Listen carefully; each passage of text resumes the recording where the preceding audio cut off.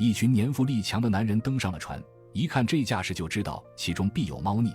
这群人是来买二手货船的，船只要便宜就行。这艘52米长、满载吨位为1285吨的货船卖价为88万，是这个老跑船人在15年前打造的。这是有利益纠缠的一群人，跑船人刘斌就在其中，还有码头主管、卖沙场老板，还有跑船人刘斌聘请的船长。刘老大已经有一艘船了，这群人合伙买的这艘船由刘老大来掌控运营。几天以后，刘斌来取船了，老跑船人刚刚把船上的东西搬上了岸，杂乱地摊在岸上。刘斌驾船离开了河岸。这艘货船之所以便宜，就是因为这艘船已到了报废的年限。这群人也不知道能合伙到什么时候，买船便宜就行。这群人也算有头有脸，都是要面子的人，所以就把这艘破船开进维修厂，准备在维修厂里为这艘船粉饰一番，看得过眼的船才能合情合理的派活，并堵住别人的嘴。所以在翻新的时候也极其简单，只花了不到2万块钱把船收拾了一下。当然，做这些事都是由刘斌出头来办，对外一致宣称这就是刘斌的第2艘船。这群人也对得起刘斌，赚到的钱的一半归刘斌，其他几个人分另一半。这群人都知道这艘船的底细，所以码头在给这艘船派活的时候，尽量选择运输钢材，这样不损伤船。运输各种钢材的活也就接连不断，运的钢材包括钢筋、钢板、钢卷、盘圆等等。正应了那句老话，朝内有人好办事。所以这艘船来了就有货装，装船速度也快，并且结款的速度更是出奇的快。刘斌是驾驶自己的嫡系船，这艘船由刘斌聘请的船长来驾驶，但运营管理是刘斌的事。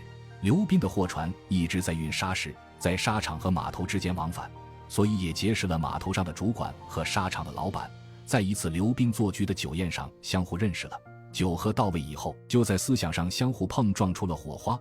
火药和火柴遇到一起不产生火花才奇怪呢，因为他们这里有供货方，有收货方，还有运货方，几方合作，想不赚钱都难。几次密谈以后，就出现了开头买二手货船的情景。这群人合伙买的这艘快要报废的货船，却成了打牌式的灰一样。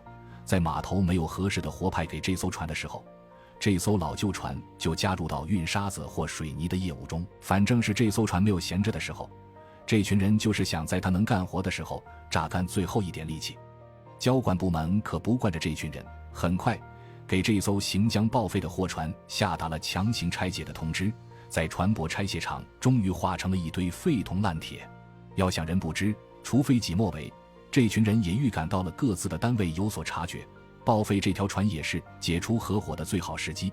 刘斌也很明智地把自己的货船卖了，他想尽早脱离这群人，闲居在家几个月，已和那个圈子淡薄了关系。跑船人是闲不住的。这时的刘斌驾车来到了芜湖，在芜湖的万家滩锚地里停泊了有很多艘几千吨的大船，他相中了一艘4300多吨的货船，以377万元的价格买了下来。在启航准备把这艘船开走的时候，还煞有介事的在船舱里放了一挂长长的鞭炮。然后刘斌驾船向长江上游的鄱阳湖驶去。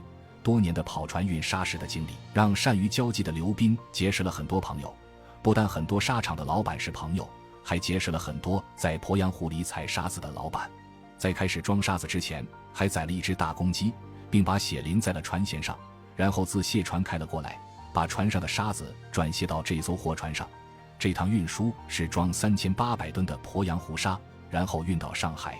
在正式起运之前，又不厌其烦地在船头鸣放起了鞭炮。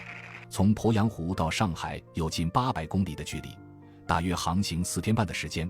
现在刘斌跑船的业务和地点都远离了原来那个圈子的区域，其实不用放鞭炮也能保佑他的生意平安。